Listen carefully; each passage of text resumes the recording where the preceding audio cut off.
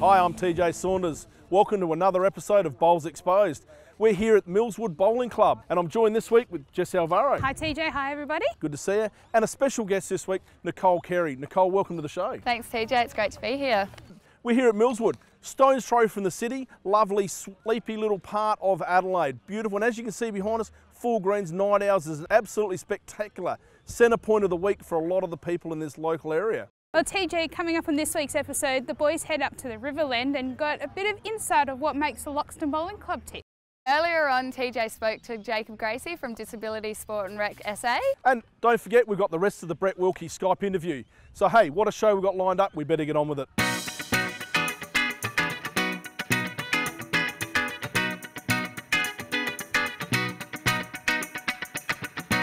Nick, thanks for joining us tonight, mate. What a fantastic effort you guys have done here. Look, the Night Owls, it's pumping. Everyone's enjoying themselves. Walk us through, mate, the club, where you were and where you are now.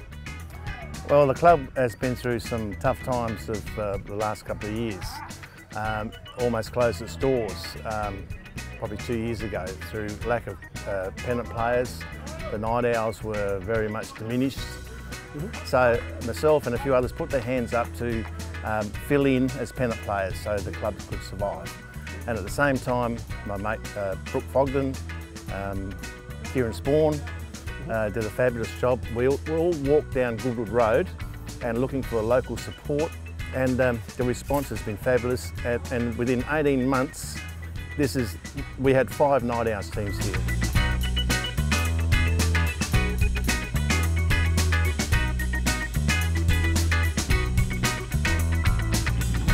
This year we've turned away 6 to 10 teams. It's been a fabulous turnaround for the club. What we've been able to achieve is we bring the community in. Night Owls is one function of this small club, and I stress a small club.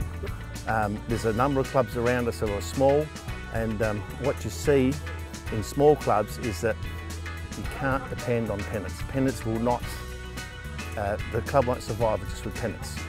For example, Friday nights we do between 85 and 100 meals at this club here. This little kitchen we have here. Unbelievable. And the beauty of that is that as you see the greens here tonight, the parents can sit out there on those lounge chairs and tables we have. The kids, the greens aren't sacrosanct.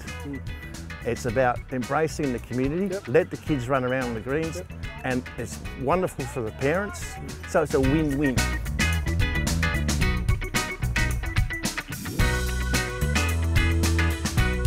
Yeah, it's his second or third night out here, so he's doing pretty well.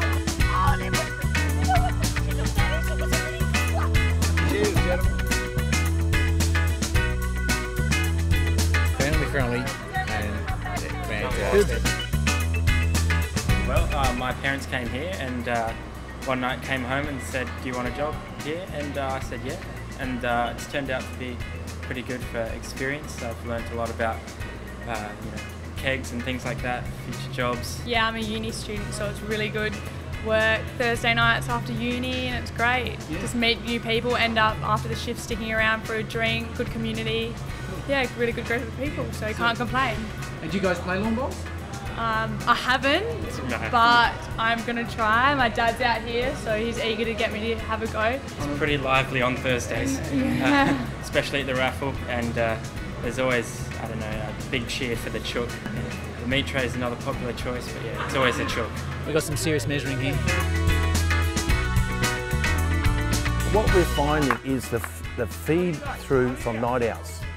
Our second side is predominantly, that's where I see the game going, is that where do we get our future players? And Night Owls gives them the opportunity to enjoy a social night, but if they're competitive, and they are, and they're enjoying it, and I think they're a little bit concerned about the etiquette and whatever, but just chill out. It's a fun game, enjoy yourself, and that's the most important thing about bowls. Well, mate, we won't hold you up anymore, Nick. Appreciate your time tonight. Thank you. Right behind you, mate. I reckon you need it on the mat. So thanks very much. And, Thank you. Thank you. Cheers.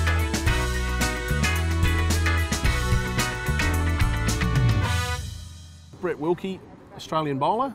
Brett, I've got to touch on this point, mate. The APL held up there at Pine Rivers. For you, mate, what do you see as the future for the APL? I think it's been a great competition. All the players have really enjoyed playing in it, and I think it's been well received on TV. So I think it's gone really well. I think they're always looking to try and improve on things.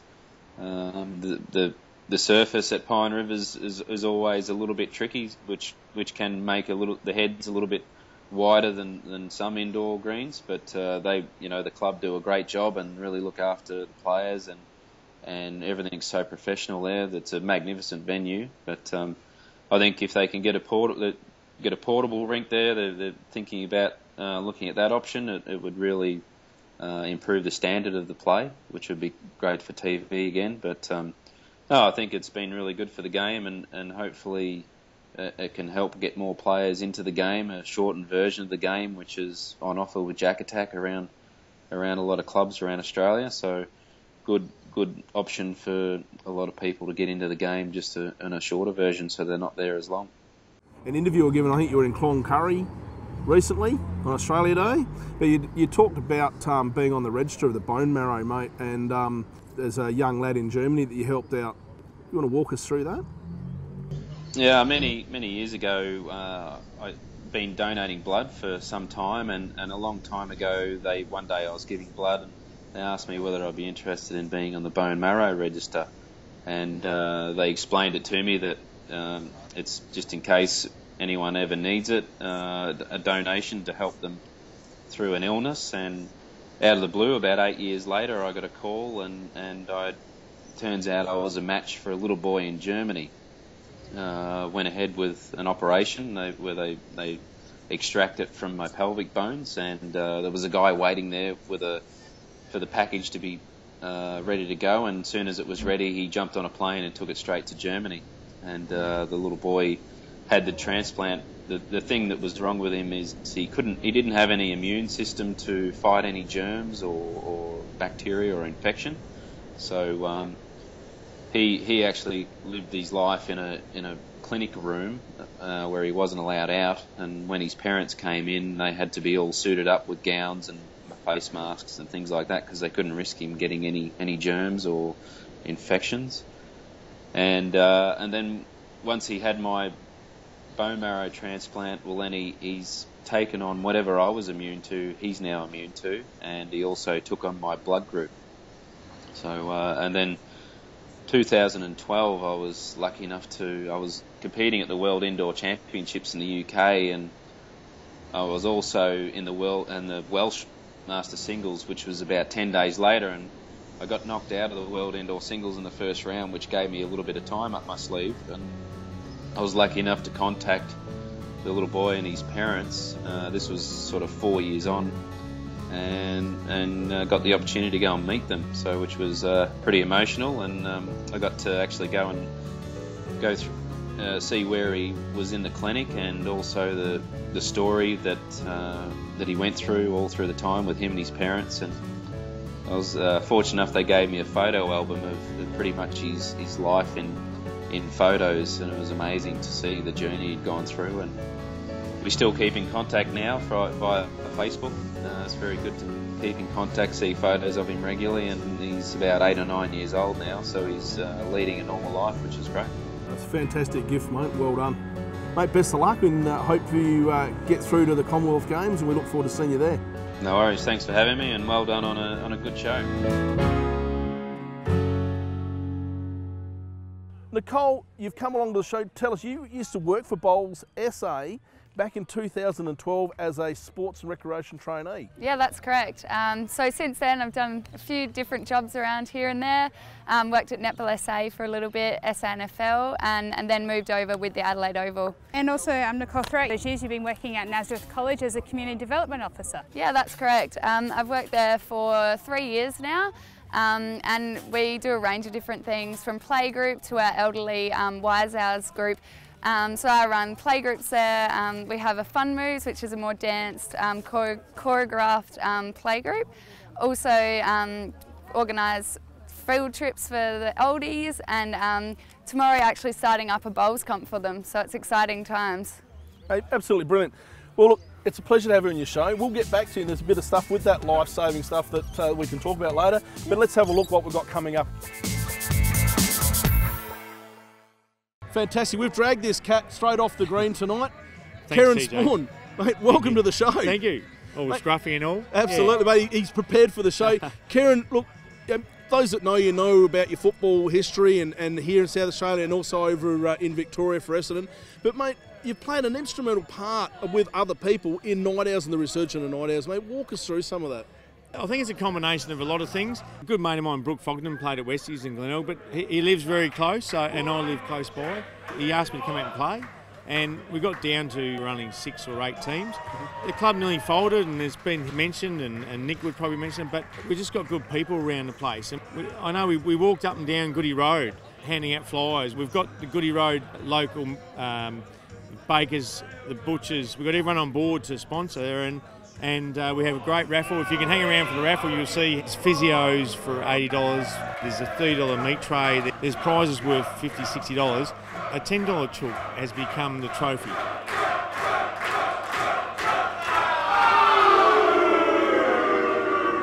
That is the funniest thing of the whole night. But we've got music that the people enjoy, and I think me and Foggy, we secretly, we probably should go on MKR because we like serving out good food. We have marinated chicken, we do Vietnamese rolls, we do hot dogs. So in there $10, everyone eats. Whereas probably when we first started, the sausage sizzle was on. Most people wait before they come. Yep. Now everyone has a feed. They enjoy the music, and we've just got a good bunch of people from young and old, and boys and girls. It's just we have fun.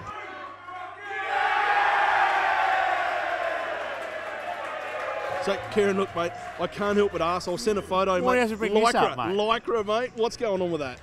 Well, you know, I don't really want people to download it or look at the photos. It's on the screen right now, Thank you very mate. much. Thank you.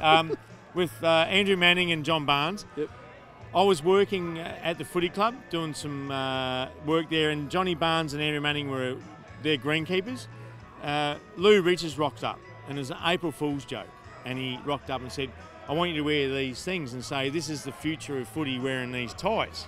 Yep. And so we've gone, you're kidding, aren't you? And but we made it, we put them on because it's Lou Richards. Yep. And cameras are there. So we're out in the Oval, we put them on, and he said that's what went in the papers. And it was round April 1, round April's Fool's joke. And it went in the papers, and we had these tights on. And now it's come back to bite me. Absolutely. Oh, it's every fantastic. single time. That's yeah, good, great. isn't it? Thanks, TJ. Yeah, it's really good. Absolutely.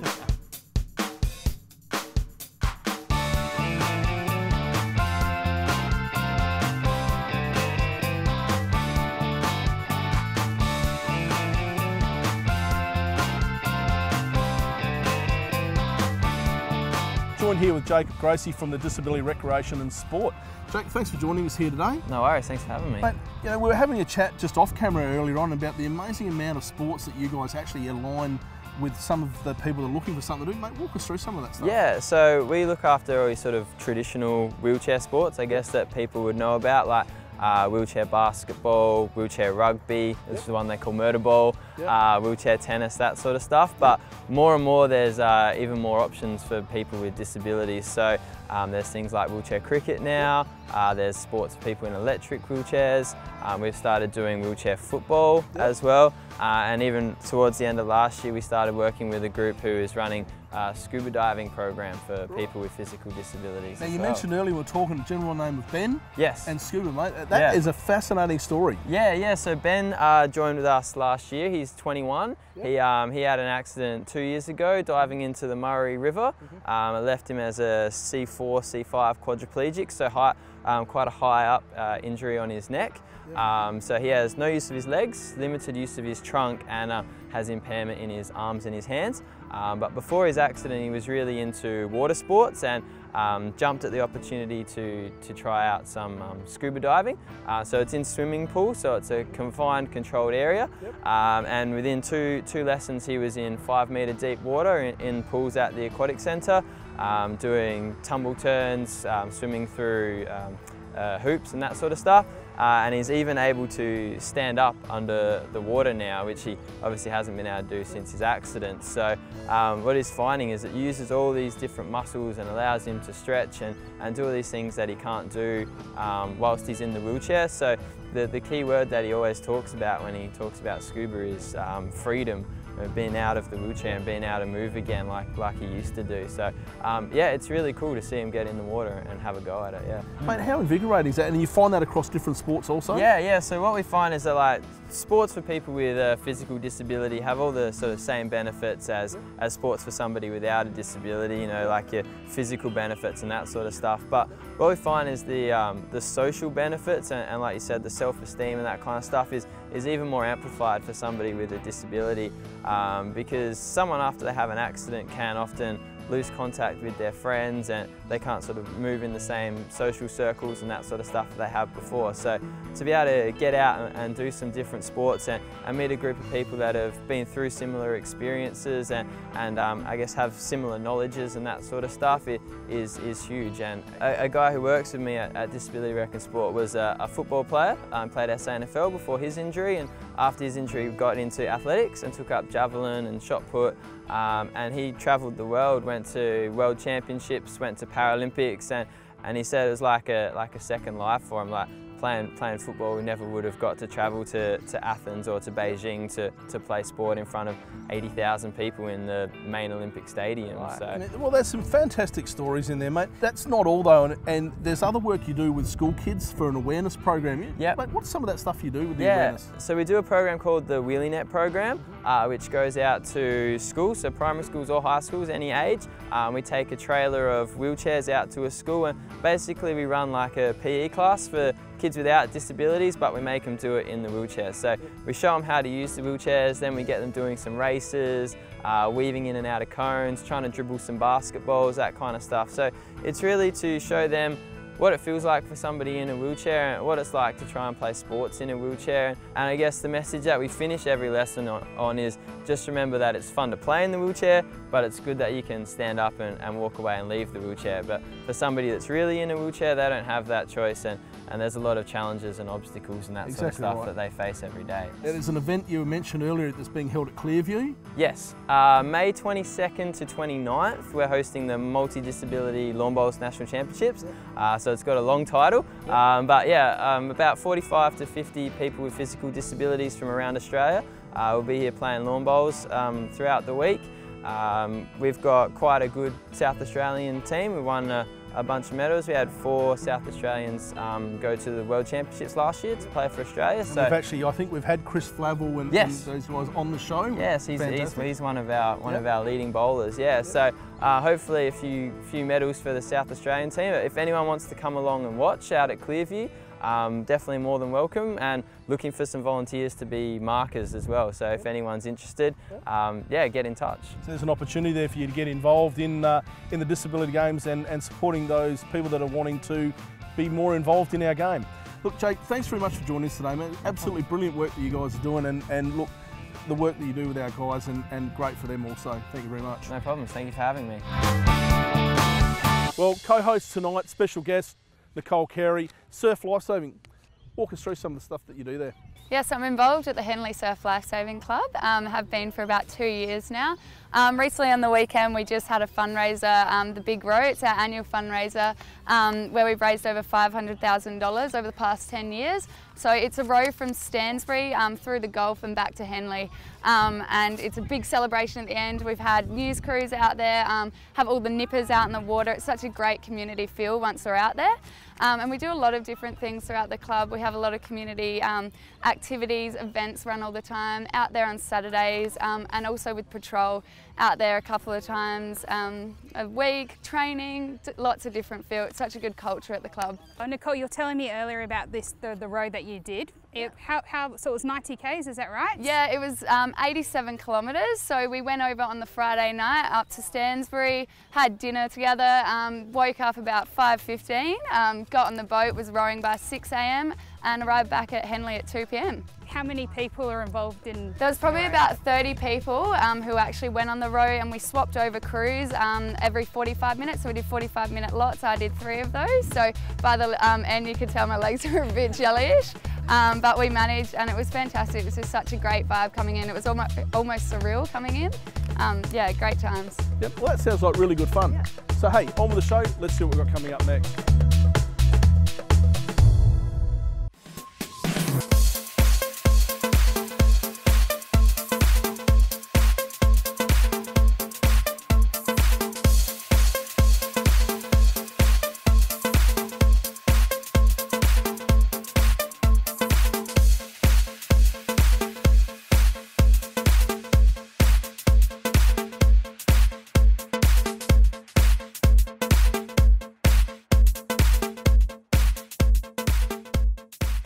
Well, we got a few Facebook comments this week, TJ, and a few of them have been quite interesting, quite positive.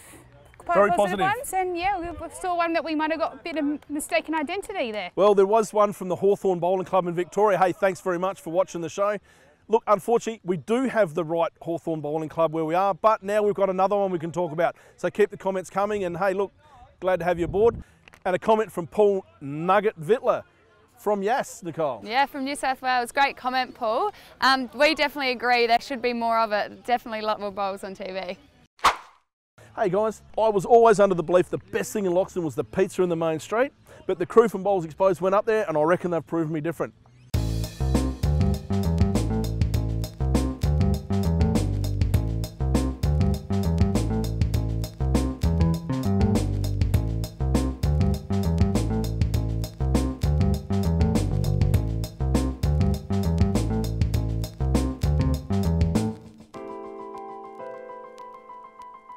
So we're here chatting with Dorothy Vaughan from Loxton Bowling Club. Don't worry, keep going through. Do you often have a fan club follow you around, Dorothy? I don't. You just nearly fell over and then... You nearly fell over. I nearly fell over that time. And we're just going to pause while we let the next... But no, come through. Now, if I keep going... Yes, you can go through, Josie, that's fine. I didn't do it. Okay. Well, we're chatting here with Dorothy of the Loxton Bowling Club. Now, if I stood here and listed all of Dorothy's achievements and all the hats she wears, well, the segment will just go on for hours. So, Dorothy, I need you to tell us, what's your role here at the Loxton Club and what things do you get up to? Oh, well, I'm just a first division bowler. Yeah. I cater for all our catering needs. All the catering, yeah? Yes, all the catering. Does that include Lamingtons? Yeah, and sausage rolls. Oh, fantastic. So we can expect some later. And I'm on the board of the Loxton Bowling Club and also on the board of Bowls Riverland. Wow, okay. So that's what I do here. Yeah. The Loxton Bowling Club, like a lot of bowling clubs in the country, is a club that's very closely knit. Country towns, by their very nature, are a closely knit group of people, which is a good membership of, for a country town of over 100 people. Everyone pulls together and tries to do the best for their clubs. Yes, and I can tell that by the smell of those toasted sandwiches that yes. Dorothy's over there making for us. Yes, well, we provide Wednesdays and Saturdays are our big days during the bowl season, and especially Wednesday because there's games in the morning and the afternoon, and a lot of people play in the morning and then they have to play in the afternoon. So by having a toasted sandwich available means that they can sort of have a quick lunch and then continue on bowling. Is it true you do umpiring as well? Yes, I do. Yeah? I do. I'm the umpire's tutor for this area, and thoroughly enjoy that. I really do. The new way of coaching or teaching umpires makes it a lot more simple for people to achieve that badge. Yeah. I don't bring them all to one club to go through the umpire's course. I find that it's much more successful to go club to club. I know it's a bit more work, but the people do appreciate that. Yes. And have you had any really tough decisions as an umpire? Oh yes, there's been some very tough decisions, but that makes umpiring all worthwhile. And something else I noticed, which is fantastic, is this badge board over there. Can you explain that to us? Yes, over the years, and of course this club's been going since about 1929, so over all those years we've been collecting a vast number of badges, as you'll see, and they've just been badges that have been donated to us, and we in turn have donated our badges to other clubs. And it's just sort of like a friendship thing, I guess. And as you'll see from our board, from the UK right through, including all states and New Zealand, and there's a lot of badges from all over the place. I get requests, because I do a variety of different types of things for suppers, and I get requests. Dorothy, please make us some sausage rolls. So I'll say it again, Dorothy, please make us some sausage rolls. Do you have a preference for umpiring as opposed to bowling? Oh, I love my umpiring. Yeah.